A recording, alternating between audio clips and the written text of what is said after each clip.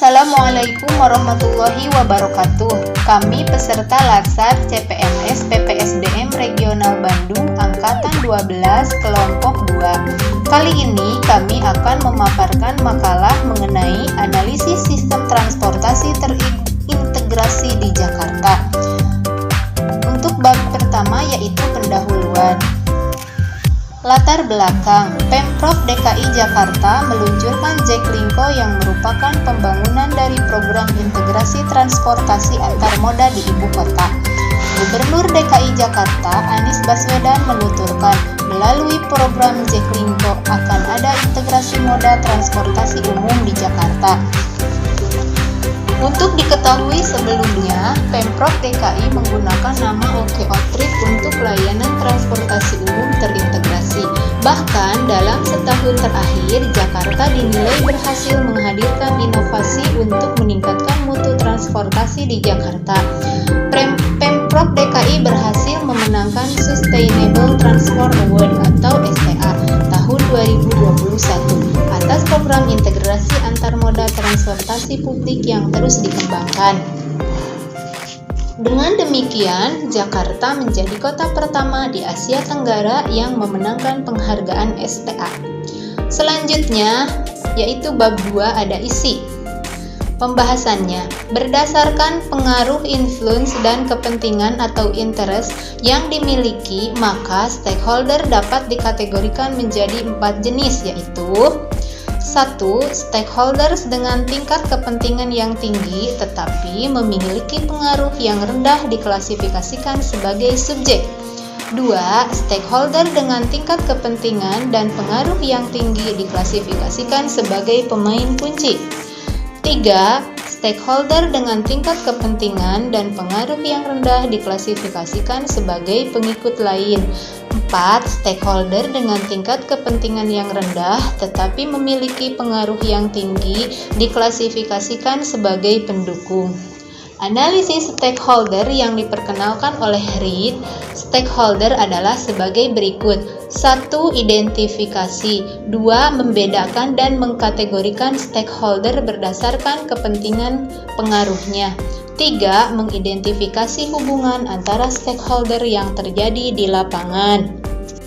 Dari pengaruh koordinat peran stakeholder terhadap pengaruh dan kepentingan, di tingkat pengaruh, skor tertinggi dimiliki oleh sektor pemerintah yang memegang andil besar dalam pembentukan, pengelolaan, dan tentunya pengembang. Skor tertinggi kedua dimiliki oleh sektor privat yang merupakan pihak ketiga yang membantu menjalankan sistem ini. Tertinggi ketiga adalah sektor masyarakat yang memiliki andil dan memelihara sistem ini agar tetap berjalan.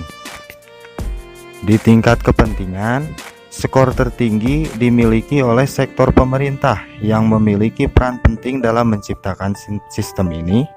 Skor tertinggi kedua dimiliki oleh sektor masyarakat yang berkepentingan dalam menggunakan dan memberikan timbal balik kepada pemerintah. Skor tertinggi ketiga dimiliki oleh sektor privat yang dimana sama pentingnya dengan sektor masyarakat untuk membantu agar sistem ini dapat berjalan. Setelah memahami bagaimana koordinat peran dan bagaimana pengaruh dan kepentingan setiap stakeholder, maka selanjutnya kita akan membahas matrik pemetaan pemangku kepentingan dalam sistem transportasi terintegrasi di Jakarta.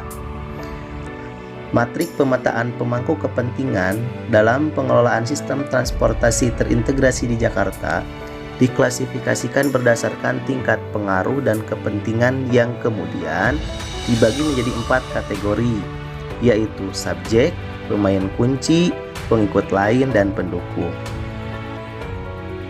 Nah, kita lihat pada gambar matrik yang ada pada layar. Di sini ada matrik pemetaan pemangku kepentingan pengelolaan sistem transportasi yang terintegrasi. Kita lihat di sini ada nilai kepentingan dari 0 sampai 25, ada pengaruh 0 sampai 25. Terus di sini ada subjek, ada pemain kunci, ada pendukung, ada pengikut lain. Terus ada di sini ada A, B, dan C. A ini untuk sektor pemerintah, B untuk sektor privat, dan C untuk sektor masyarakat. Baik, kita bahas satu persatu. Lihat di sini untuk subjek. Di sini ada pembahasannya. Kita bahas stakeholder dengan tingkat kepentingan interest yang tinggi tetapi memiliki pengaruh atau influence yang rendah diklasifikasikan sebagai subjek. Nah, dalam pengelolaan sistem transportasi yang terintegrasi di Jakarta, yang termasuk ke dalam kategori subjek adalah sektor masyarakat. Berarti ini C ya. Betul ya. Stakeholder ini memiliki kapasitas yang rendah dalam pencapaian tujuan, akan tetapi dapat menjadi berpengaruh dengan membentuk komunitas dengan stakeholder lainnya. Interval scoring pada kategori subjek ini adalah antara nilai kepentingan 12,5 sampai 25 dan nilai pengaruhnya itu dari 0 sampai 12,5. Seperti itu ya. Selanjutnya kita masuk ke pemain kunci atau key player. Stakeholder dengan tingkat kepentingan interest dan pengaruh influence yang tinggi diklasifikasikan sebagai pemain kunci.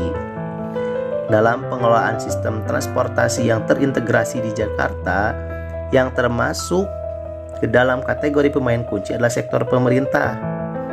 Kita lihat nih, pemain kunci ada A. Nah, A ini adalah sektor pemerintah. Stakeholder ini harus lebih aktif dilibatkan secara penuh, termasuk dalam mengevaluasi strategi baru. Interval scoring pada kategori subjek ini antara lain nilai kepentingan dan nilai pengaruh 12,5 sampai 25. Baik, selanjutnya kita masuk ke pengikut lain atau crow. Dalam pengelolaan sistem transportasi yang terintegrasi di Jakarta, tidak ada stakeholder yang berperan sebagai pengikut lain. Makanya di sini kosong nih, tidak ada. Dalam hal ini berarti tidak ada satupun stakeholder dengan tingkat kepentingan pengaruh influence yang rendah. Nah, selanjutnya yang terakhir kita masuk ke pendukung atau contest setter. Stakeholder dengan tingkat kepentingan interest yang rendah tetapi memiliki pengaruh influence yang tinggi diklasifikasikan sebagai pendukung. Dalam pengelolaan sistem transportasi yang terintegrasi di Jakarta, yang termasuk dalam kategori ini adalah sektor privat. Stakeholder ini dapat mendatangkan risiko sehingga keberadaannya perlu dipantau. Hubungan baik dengan stakeholder ini harus terus dibina dan segala informasi yang dibutuhkan harus tetap diberikan sehingga mereka dapat terus berperan aktif dalam pencapaian tujuan. Interval scoring pada kategori subjek ini adalah antara nilai kepentingan 0 sampai 12,5 dan nilai pengaruhnya itu 12,5 sampai 25. Nah, berdasarkan pengaruh influence dan kepentingan atau interest, pemangku kepentingan dipetakan dalam 4 kategori dengan pengelompokan seperti berikut. 1. Subjek sektor masyarakat. 2. Pemain kunci sektor pemerintah. 3. Pendukung adalah sektor privat. Baik, sekali lagi ya. Jadi yang pertama subjeknya itu adalah sektor masyarakat, pemain kuncinya adalah sektor pemerintah, dan pendukungnya adalah sektor privat. Seperti itu. Selanjutnya akan dilanjutkan tentang materi kolaborasi pemangku kepentingan. Dipersilakan. Selanjutnya akan saya jelaskan mengenai matriks kolaborasi pemangku kepentingan, di mana ada stakeholder, peran, hambatan, upaya, dan integrasi. Yang pertama, sektor pemerintah yang memiliki peran untuk pembangunan infrastruktur, regulator, dan mensosialisasikan penggunaan transportasi publik. Hambatannya yaitu keterbatasan anggaran, pendapatan, dan belanja. Harus didukung oleh semua pihak dan masih banyak masyarakat memilih menggunakan transportasi pribadi. Upayanya bekerja sama dengan investor, kebijakan dan strategi mengenai pola transportasi publik dan pengembangan sistem. Integrasi bekerja sama dengan investor, peraturan terkait transportasi publik, dan pembaharuan sistem untuk penggunaan transportasi publik. Yang kedua yaitu sektor privat, di mana perannya yaitu penyediaan investasi pembangunan infrastruktur transportasi. Hambatannya, aturan yang tumpang tindih serta birokrasi yang berbelit-belit. Upaya memperbaiki ekosistem investasi dengan mereformasi berbagai regulasi terkait perizinan. Integrasi memudahkan perizinan kerjasama dengan investor. Dan yang ketiga yaitu sektor masyarakat yang memiliki peran penggunaan jasa transportasi publik, menjaga sarana dan prasarana transportasi publik. Hambatan, masyarakat masih nyaman menggunakan kendaraan pribadi, kurangnya kesadaran dari masyarakat. Dan upaya yaitu angkutan publik harus dibuat makin baik makin nyaman, dan sosialisasi dari pemerintah. Integrasi, pemenuhan kebutuhan masyarakat, dan mendukung pemerintah untuk menciptakan kenyamanan di dalam transportasi publik.